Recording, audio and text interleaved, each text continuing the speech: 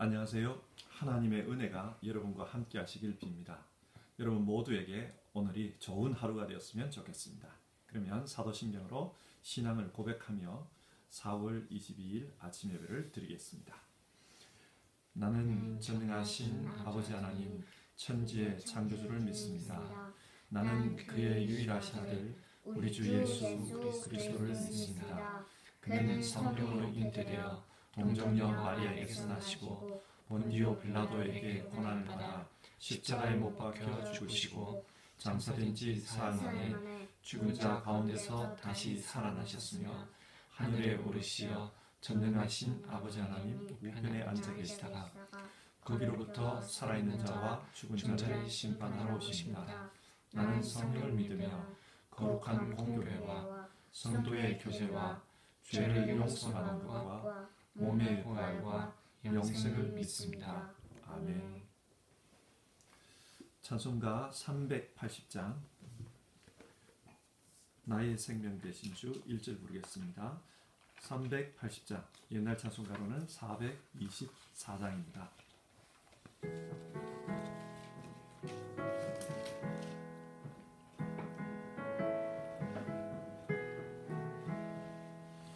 나의 생명 되신 주 주님 앞에 나아갑니다. 주의 흘린 보혈로 정케 하사 받아주소서. 날마다 주를 찬송하겠네. 주의 사랑 줄로서 나를 굳게 잡아매소서. 같이 기도하겠습니다.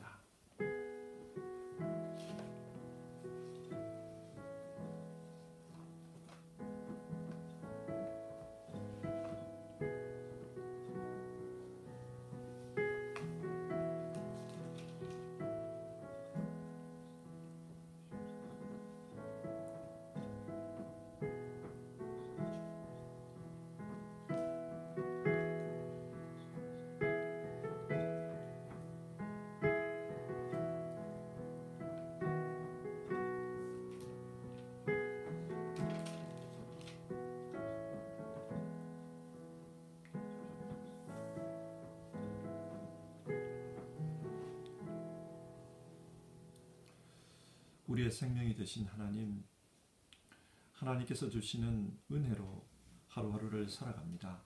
하나님 앞에 감사를 드립니다. 그리고 오늘도 우리에게 주어진 이 삶을 하나님 주시는 은혜 가운데 살기를 소원합니다. 하나님, 우리에게 필요한 말씀을 주시고 우리가 살아가는 데 필요한 능력을 주시고 또 지혜를 주시고 늘 하나님과 동행하는 가운데 이 삶을 하나님 기뻐하시는 삶으로 살아가게 하옵소서. 오늘도 온전히 하나님께 영광이 되기를 원합니다. 오늘 이 예배를 통해 영광 받으시고 또 우리에게 주어진 하루의 삶을 통해 영광 받으시옵소서. 주님의 은혜를 간청드립니다. 예수님의 이름으로 기도합니다. 아멘. 성경 말씀은 역대상 10장 1절부터 해서 14절까지 말씀입니다. 구약성경 626페이지에 있는 역대상 10장 1절부터 해서 14절 말씀입니다. 한 절씩 교독하겠습니다. 블레셋 사람들과 이스라엘이 싸우더니 이스라엘 사람들이 블레셋 사람들 앞에서 도망하다가 길보아 산에서 죽임을 당하여 엎드러지니라. 블레셋 사람들이 사울과 그 아들들을 추격하여 블레셋 사람들이 사울의 아들 요나단과 아비나답과 말기수아를 죽이고 사울을 맹렬히 치며 활 쏘는 자가 사울에게 따라 미치매 사울이 그 쏘는 자로 말미암아 심히 다급하여 사울이 자기의 무기를 가진 자에게 이르되 너는 칼을 빼어 그것으로 나를 찌르라. 할례받지 못한 자들이 와서 나를 욕되게 할까 두려워하노라. 그러나 그의 무기를 가진 자가 심히 두려워하여 행하기를 원하지 아니하매 사울이 자기 칼을 뽑아서 그 위에 엎드러지니 무기 가진 자가 사울이 죽는 것을 보고 자기도 칼에 엎드려져 죽으니라. 이와 같이 사울과 그의 세 아들과 그 온 집안이 함께 죽으니라. 골짜기에 있는 모든 이스라엘 사람이 그들의 도망한 것과 사울과 그의 아들들이 다 죽은 것을 보고 그 성읍을 버리고 도망하며 블레셋 사람들이 와서 거기에 거주하니라. 이튿날에 블레셋 사람들이 와서 죽임을 당한 자의 옷을 벗기다가 사울과 그의 아들들이 길보아 산에 엎드려졌음을 보고 곧 사울의 옷을 벗기고 그의 머리와 갑옷을 가져다가 사람을 블레셋 땅 사방에 보내 모든 이방 신전과 그 백성에게 소식을 전하고 사울의 갑옷을 그들의 신전에 두고 그의 머리를 다곤의 신전에 던지라. 길앗 야베스 모든 사람이 블레셋 사람들이 사울에게 행한 모든 일을 듣고 용사들이 다 일어나서 사울의 시체와 그의 아들들의 시체를 거두어 야베스로 가져다가 그곳 상수리 나무 아래에 그 해골을 장사하고 7일간 금식하였더라. 사울이 죽은 것은 여호와께 범죄하였기 때문이라. 그가 여호와의 말씀을 지키지 아니하고 또 신접한 자에게 가르치기를 청하고 여호와께 묻지 아니하였으므로 여호와께서 그를 죽이시고 그 나라를 이새의 아들 다윗에게 넘겨주셨더라. 아멘.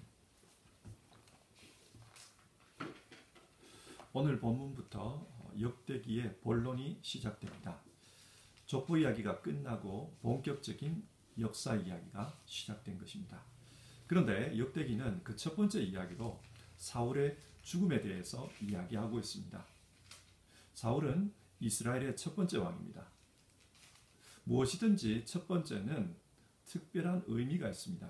그런데 첫 번째 왕 사울은 나라를 위기에 몰아넣고 비참하게 죽었습니다. 왜 사울이 이렇게 비참하게 죽었을까요? 오늘 성경을 읽으면서 우리 함께 생각해 보았으면 합니다. 먼저 1절에서 6절을 보시면 사울이 어떻게 죽었는지에 대한 말씀이 나옵니다. 1절인데요. 블레셋 사람들과 이스라엘이 싸우더니 이스라엘의 역사를 보면 이스라엘과 블레셋 이 두 민족은 앙숙 관계였습니다. 서로가 서로를 넘어서야만 그 땅에서 평화로이 살 수 있었습니다. 그래서 초대 왕 사울의 사명 중에 하나가 블레셋으로부터 이스라엘을 지키는 것이었습니다. 그렇기 때문에 사울은 블레셋과 싸우러 나아갔습니다.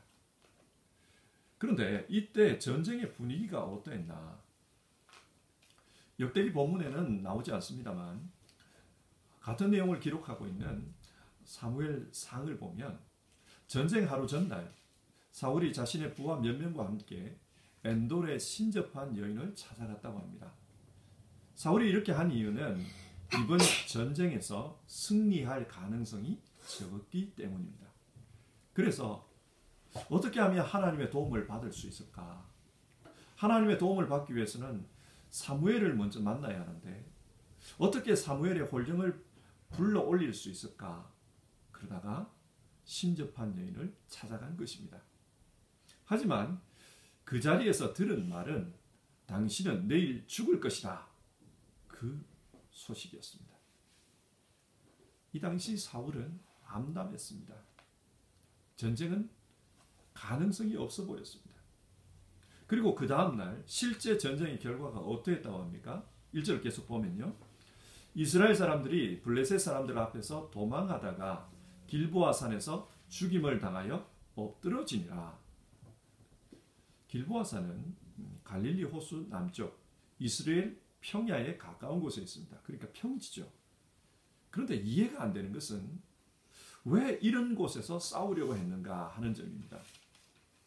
블레셋은 마병을 가지고 있기 때문에 평지에서 싸우는 것이 훨씬 유리하고 이스라엘은 그런 마병이 없기 때문에 평지보다는 산지에서 싸우는 것이 유리합니다. 그런데 사울은 지금 평지에서 싸웠다고 합니다. 이게 뭘 의미하나? 이 당시 사울은 비정상적이었습니다. 정상적인 판단을 못하고 있는 겁니다. 그 결과 많은 군사들이 죽었고 사울의 세 아들도 전장에서 죽었다고 합니다. 그러는 중에 사울 역시 흐르는 화살에 맞았습니다. 자기 역시 심각한 부상을 입었던 겁니다. 그래서 자기 그 무기를 들고 다니는 부하에게 이렇게 적군에 잡혀서 수치스럽게 죽는 것보다 차라리 너의 손에 죽고 싶다. 칼로 나를 찔러다오. 그렇게 부탁을 합니다. 그러나 사울의 이 부하는 어떻게 신하가 자신의 주군을 찔러 죽일 수 있습니까? 나는 못합니다. 그렇게 말합니다. 그래서 사울은 스스로 칼을 뽑아 자결했다고 합니다. 이것이 사울의 마지막 모습입니다. 근데 여기서 한번 생각해 봅시다. 전쟁이 한참 치열합니다. 그런 치열한 전쟁 속에서 블레셋 병사가 저기에 사울이 있다. 사울을 조준 사격해라. 그래서 저격수가 마치 총을 쏘듯이 그렇게 활을 쏘아 사울을 맞췄을까요? 물론 그럴 수도 있습니다. 그런데 오늘 본문 8절 말씀을 보면 그랬던 것 같지는 않아요. 8절인데요. 이튿날에 블레셋 사람이 와서 죽임을 당한 자의 옷을 벗기다가 사울과 그의 아들들이 길보아산에 엎드려졌음을 보고, 이게 무슨 말입니까? 이 당시 블레셋 사람들도 사울이 죽은 줄을 몰랐다는 겁니다. 당시 전쟁의 관례에 따르면 전쟁이 끝났을 때 전리품을 챙기기 위해서 죽은 사람들의 시체를 뒤지는 풍습이 있었습니다. 블레셋 사람들이 그렇게 이스라엘 병사들의 시체를 뒤지다가 사울과 그의 아들들의 시신을 우연히 발견했다는 겁니다. 그래서 상부에 사울이 죽었다. 그렇게 보고를 했다는 거예요. 그러니까 블레셋 사람들이 저기에 사울이 있다. 사울을 정조준에서 쏴라. 그렇게 했던 것은 아니라는 말입니다. 여러분, 이것을 통해 성경이 말하려고 하는 바가 무엇입니까?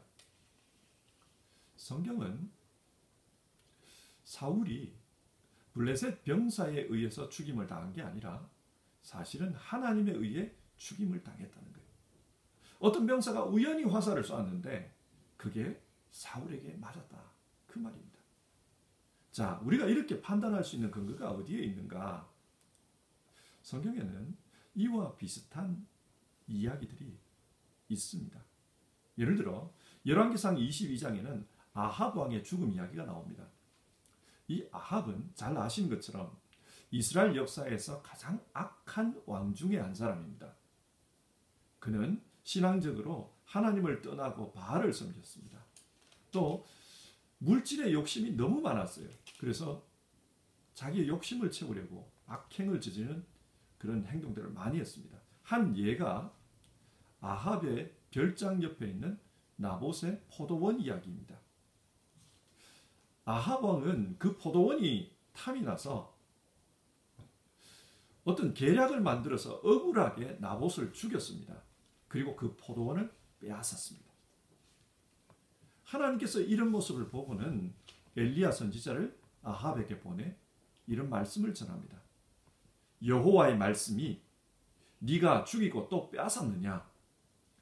여호와의 말씀이 개들이 나봇의 피를 핥은 곳에서 개들이 네 피, 곧 네 몸의 피도 핥으리라 하셨다 하니. 그리고 얼마 후에 이스라엘과 아람 사이에 전쟁이 발발합니다. 그리고 그 전쟁에서 아합이 죽습니다. 그런데 그 죽는 장면을 성경은 이렇게 묘사합니다. 한 사람이, 여기서 한 사람은 아람 군사예요. 한 사람이 무심코 활을 당겨 이스라엘 왕의 갑옷 솔기를 마친지라. 여기서 갑옷 솔기란 그 갑옷과 갑옷을 연결하는 이음새 부분입니다. 예를 들어 철편을 가지고 이렇게 조각을 만들어 놨으면 그 조각을 연결하는 이음새가 있을 거 아니에요. 근데 이 이음새 부분은 그 철이 없습니다. 약합니다. 거기가 그 갑옷 솔기예요. 사실 전쟁이 치열하면 이렇게 정조준에서 활을 쏘기보다는 그냥 막 이렇게 쏩니다. 보지 않고 막 쏴요. 그런데 그렇게 막 쏜 아람 군사의 화살이 아합 왕의 갑옷 솔기를 뚫었다는 겁니다. 만약에 그 화살이 갑옷에 맞았으면 화살은 그냥 땅에 툭 떨어졌을 거예요. 아합은 죽지 않았을 겁니다. 하지만 확률상 거의 맞을 확률이 없는 그 갑옷 솔기를 이 화살이 뚫고 들어갔다는 겁니다. 어떤 사람은 이것을 보면서 우연이다 그렇게 말할 거예요. 그러나 성경은 이것이 우연이 아니라 하나님이 말씀하신 예언의 성취라고 합니다. 하나님이 말씀하신 대로 아합이 죽었다 그렇게 이야기를 합니다. 자 보십시오. 아합 왕도 우연히 죽은 것 같지만 하나님의 심판으로 죽었습니다. 그처럼 사울 왕도 우연히 활에 맞은 것 같지만 그게 아니라 하나님의 심판으로 죽었다는 겁니다. 그래서 14절 끝부분을 보면 여호와께서 그를 죽이시고 그런 말씀이 나와요. 하나님이 죽인 겁니다. 왜 죽였냐? 그 나라를 다윗에게 넘기기 위해서라고 말합니다. 로마서 12장 19절 말씀을 보면요. 내 사랑하는 자들아 너희가 친히 원수를 갚지 말고 하나님의 진노하심에 맡기라. 기록되었을 때 원수 갚는 것이 내게 있으니 내가 갚으리라고 주께서 말씀하시니라. 이전에 다윗은 여러 차례 사울을 죽일 수 있었습니다. 다윗은 아시는 대로 사울에게 많은 박해를 받았어요. 그런데 그 과정 중에 사울을 죽일 기회가 있었습니다. 그러나 다윗은 죽이지 않았어요. 왜냐? 하나님께서 기름 부은 사람을 자기가 죽일 수 없다. 그래서 하나님의 심판에 사울을 맡겼습니다.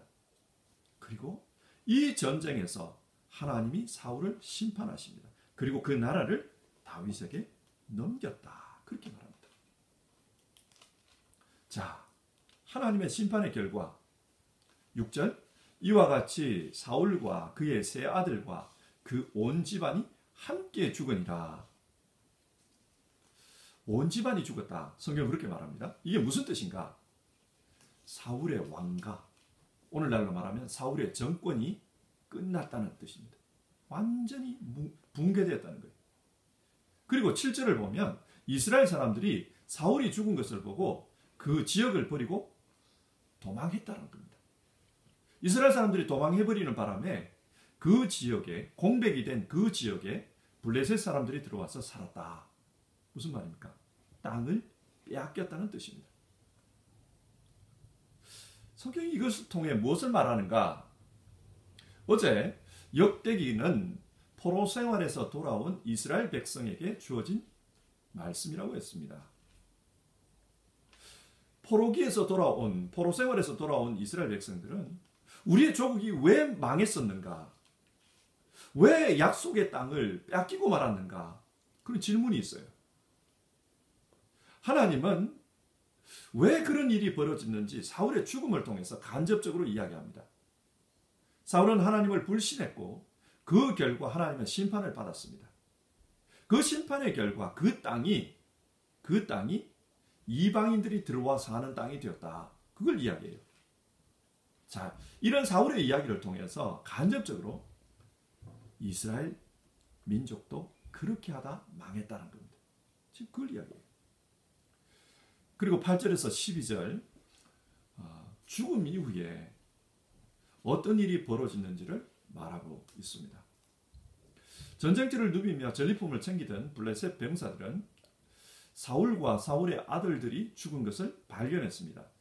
그래서 사울의 머리와 갑옷은 사울의 머리를 자르고 또 사울의 갑옷을 벗겨가지고 그것은 블레셋 신전으로 보냈다 그래요. 그리고 목이 잘린 그 시체는 벳산의 성벽에 못 박았다고 합니다. 당시 사람들은 전쟁을 신들의 싸움이라고 생각했습니다. 그러니까 이번 전쟁에서 이스라엘과 블레셋이 싸웠다는 것은 이스라엘의 하나님과 블레셋의 신이 싸웠다. 그 말입니다.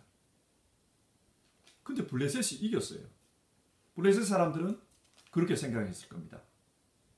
우리 신 다곤이 이겼다. 우리 신 다곤이 이스라엘의 신 여호와를 물리쳤다. 그렇게 생각했을 거예요.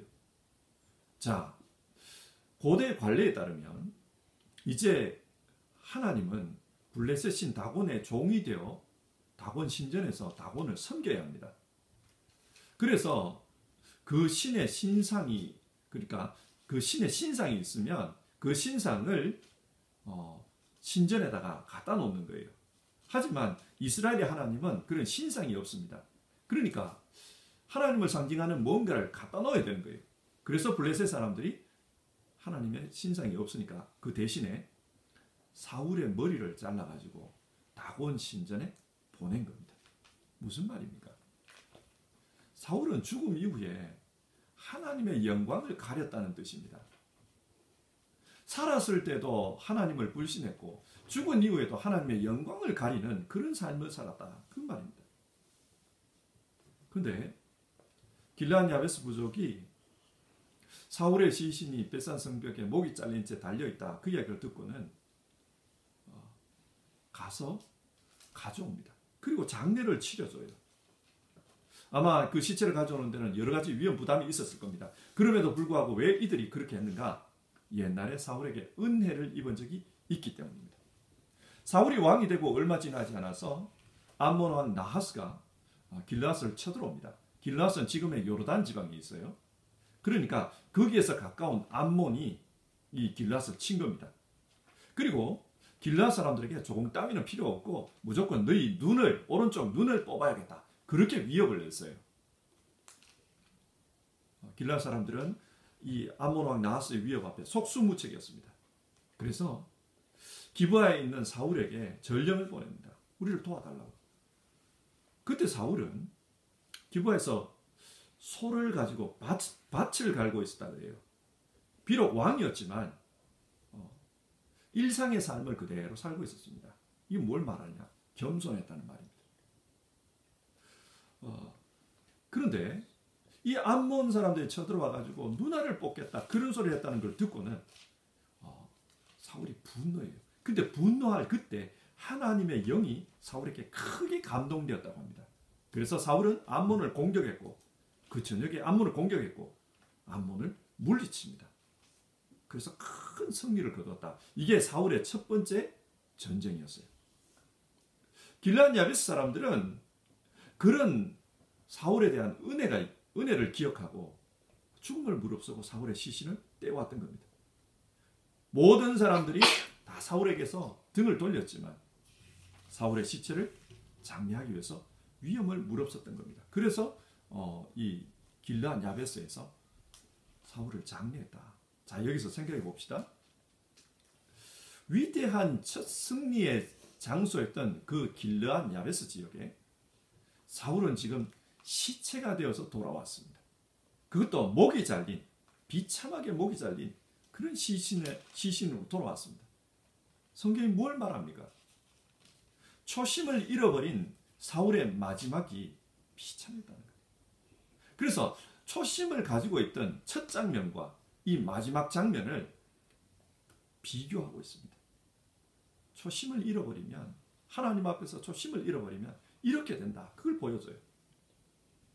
사울의 모습을 보십시오. 그는 화려하게 등장했습니다. 이 전쟁에서 승리했을 때 사람들은 열광했고 또 감격했습니다. 그런데 그의 마지막은 어떻습니까? 하나님의 영광을 가렸습니다. 자신의 왕국도 운명이 끝났습니다. 뿐만 아니라 영토를 빼앗기고 블레셋 사람이 이 이스라엘의 영토에 들어와 살았습니다. 그리고 시체마저도 비참한 꼴이 되었다. 성경은 처음 된 자가 나중된다고 했습니다. 사울의 인생이 그랬어요. 처음에는 화려했지만 마지막은 비참했습니다. 왜 이렇게 되었습니까? 오늘 성경은 우리에게 신실함이라는 단어를 떠올리게 합니다. 하나님 앞에서 신실하게 사는 것, 또 역사 앞에서 신실하게 사는 것, 그게 얼마나 중요한지를 이 사울의 인생을 통해서 우리에게 말씀해주고 있습니다. 그렇다면 이런 질문을 해봐야 돼요. 사울이 왜 이렇게 비참하게 죽었을까? 그 이유가 뭘까? 13절과 14절이 대답해 줍니다. 첫 번째 이유는 하나님께 범죄했기 때문이라 그래요. 13절 사울이 죽은 것은 여호와께 범죄하였기 때문이라. 여기서 범죄라고 번역된 이 단어는 히브리어 마알인데 배신을 뜻합니다. 사울이 하나님을 배신했다는 겁니다. 그리고 역대기에서는 이스라엘 민족이 바벨론으로 끌려간 이유도 이 단어 때문이에요. 배신 때문이라고 합니다. 그러니까 사울과 이스라엘을 이 마알이라는 단어를 가지고 연결시키고 있어요. 누가 누구를 배신한 건가? 사울이 그리고 이스라엘이 하나님을 배신했습니다. 사울의 세 아들은 전쟁터에서 죽었습니다. 그런데 사울의 족보를 보면 네 번째 아들이 있어요. 그 아들의 이름은 에스바알입니다. 에스바알. 번역하면은 바알의 사람이라는 뜻입니다. 사울 왕이 왜 막내 아들 이름을 바알의 사람이라고 그렇게 지었을까요? 이것은 사울의 말년에 사울이 얼마나 바알 신앙에 심취해 있었는가 그것을 간접적으로 말해줍니다. 그는 하나님을 배신하고 바알 신앙에 몰입해 있었습니다. 이처럼 이스라엘 민족 역시 하나님을 믿다가 마지막에는 이 바알 신앙에 심취해 있었어요. 그래서 물질적 성공, 그걸 무엇보다도 갈구했습니다. 이 바알 신앙 때문에 길을 잃었을 때 하나님께서는 당시 세계에서 가장 물질적으로 발달한 나라 바벨론으로 이스라엘을 보내버립니다. 그리고 그 속에서 자신들의 모습을 보게 합니다. 하나님의 사람은 하나님을 믿는 믿음으로 살아야 합니다. 그런데 하나님의 사람이 바알 신앙으로 살면 어떻게 되는가? 노예라는 거예요. 그 세상에서 노예 취급을 받습니다. 우리 역시 이 점을 생각하고 살아야 합니다. 세상을 살아가는 데 있어서 물질은 굉장히 중요합니다. 그리고 필요합니다. 그러나 이 물질이 내 신앙이 되어버리고 내 인생의 가치관이 되어버리고 삶의 목적이 되어버리면 우리는 영적으로 볼 때 이 세상의 노예 신세라는 겁니다. 열심히 돈을 벌기 위해서 노력하는 모습은 아름답습니다. 그러나 돈이 인생의 목적이 되어버리면 현대판 바알 신자가 되는 겁니다. 이렇게 되어서는 안 돼요. 근데 여러분, 이 둘은 종이 한 장 차이입니다. 돈을 벌기 위해서 열심히 사느냐, 돈이 내 인생의 목적이 돼서 그걸 성취하기 위해서 사느냐, 이건 종이 한 장 차이예요. 그래서 우리는 늘 하나님 말씀 앞에서 우리 자신을 점검해야 합니다. 그리고 하나님 앞에 신실한 자로 살 수 있기를 결단해야 합니다. 이게 중요합니다. 사울이 죽은 두 번째 이유는 하나님의 말씀을 지키지 않았기 때문이라고 합니다. 13절 그가 여호와의 말씀을 지키지 아니하고 사울은 하나님 말씀을 가벼이 여겼어요. 사무엘상 15장을 보면은 선지자 사무엘이 아말렉 사람을 진멸하라 이게 여호와의 명령이다 그렇게 말합니다. 그러나 사울은 자신의 정치적 목적을 이루기 위해서 그 아말렉을 살려두었어요. 하나님 말씀보다 자신의 목적을 실현하는 것이 더 중요했습니다. 오늘날로 말하면 자아실현이 더 중요했어요. 이스라엘 역시 이런 이유로 망했습니다. 그렇기 때문에 포로에서 돌아온 이후에 에스라가 하나님의 말씀을 지나칠 정도로 강조합니다. 왜 그러냐? 너희가 하나님의 말씀을 지키지 않아서 망했다. 그러니까 철저하게 지키라. 그겁니다. 저는 오늘 살아가는 우리 역시 우리 신앙이 성경 중심의 신앙이 되었으면 하는 소망을 가지고 있습니다. 하나님을 믿는다는 것은 하나님이 주신 말씀을 가까이 하는 것입니다. 사울의 이야기를 계속 봅시다. 13절 14절인데요. 신접한 자에게 가르치기를 청하고 여호와께 묻지 아니하였으므로 하나님의 말씀이 없으니 어디에 찾아가냐? 신접한 자에게 찾아갑니다. 그리고 하나님께 묻지를 않습니다. 역대상 13장 3절을 보면 다윗의 입을 통해 이런 말씀을 하십니다. 우리가 우리 하나님의 궤를 우리에게로 옮겨오자 사올 때에는 우리가 궤 앞에서 묻지 아니하였느니라. 사울은 하나님의 뜻을 알기 위해서 하나님 앞에서 묻지 않았다는 거예요. 근데 하나님의 뜻을 알기 위해서 하나님께 묻는 게 뭡니까? 그 율법궤에 있는 하나님의 말씀입니다. 하나님의 말씀을 가까이 하는 것이 하나님께 묻는 겁니다. 사울은 하나님의 말씀을 가까이 하지 않아서 망한 겁니다. 이스라엘 역시 똑같아요. 하나님의 말씀을 가까이 하지 않았습니다. 기독교 신앙은 하나님의 말씀대로 살기 위해서 노력하는 시간입니다. 바라기는 우리의 신앙이 하나님 말씀을 가까이 하고 또 그 말씀대로 살기 위해서 몸부림치는 그런 소망이 되었으면, 그런 신앙이 되었으면 좋겠습니다. 자, 오늘 말씀을 맺겠습니다. 이 땅의 생명은 언젠가는 끝이 납니다. 그리고 그 이후에는 우리 모두가 하나님 앞에 서야 합니다. 그때 우리는 하나님께 어떤 평가를 받을 것인가? 그게 중요해요. 그래서 살아있는 지금도 나는 하나님 앞에서 어떤 평가를 받는가? 그걸 생각하며 살아야 합니다. 오늘 성경은 사울의 이 죽음 이야기를 통해 하나님 앞에서 신실하게 살아야 된다. 하나님 배신하지 말고 하나님 앞에서 믿음으로 신실하게 살아야 된다. 그리고 하나님의 말씀을 가까이 하면서 그 말씀을 가지고 하나님께 여쭤야 된다. 그걸 우리에게 말합니다. 사랑하는 성도 여러분, 우리가 이 말씀으로 살았으면 좋겠어요.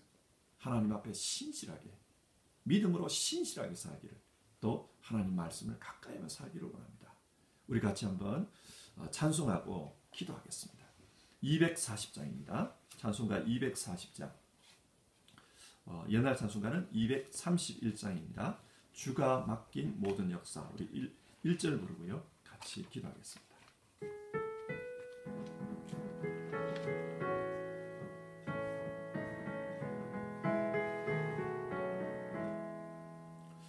주가 맡긴 모든 역사 힘을 다해 마치고 밝고 밝은 그 아침을 맞을 때 요단강을 건너가서 주의 손을 붙잡고 기쁨으로 주의 얼굴 배우리. 나의 주를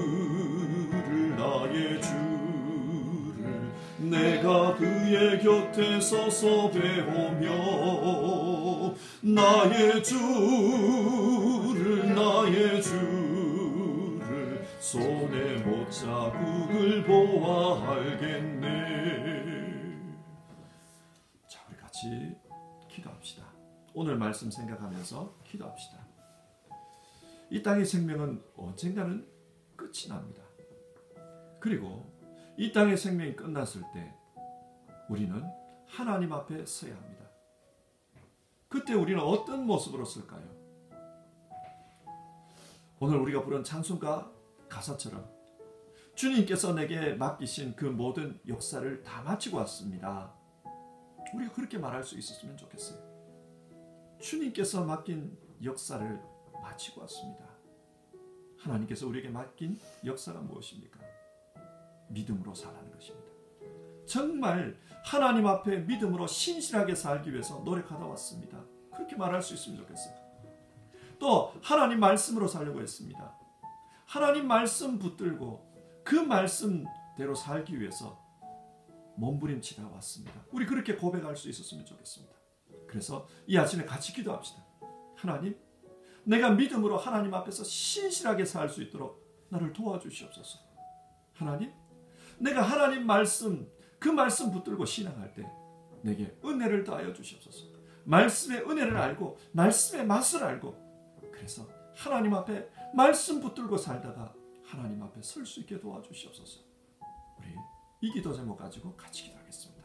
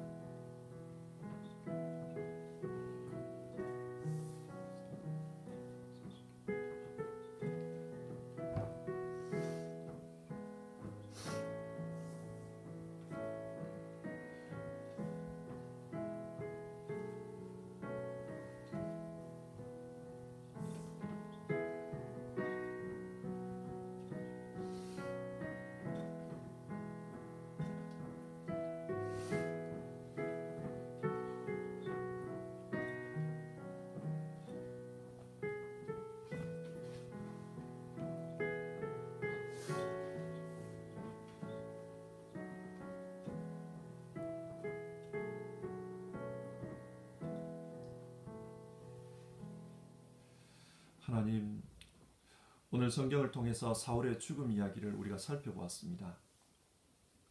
사울의 죽음 이야기는 사울 자신뿐만 아니라 또 이스라엘 백성, 이스라엘 민족의 그 멸망에 대한 이야기도 품고 있는 것을 우리가 살펴봤습니다.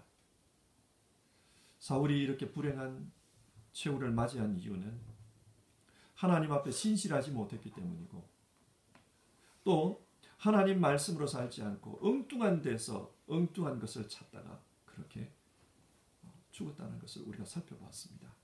하나님, 우리도 언젠가는 이 세상의 삶을 끝내고 하나님 앞에 서야 합니다. 그때 하나님 앞에 우리의 모습이 어떻게 평가받을 것인가, 그것을 생각하며 일생을 살게 하여 주시옵소서.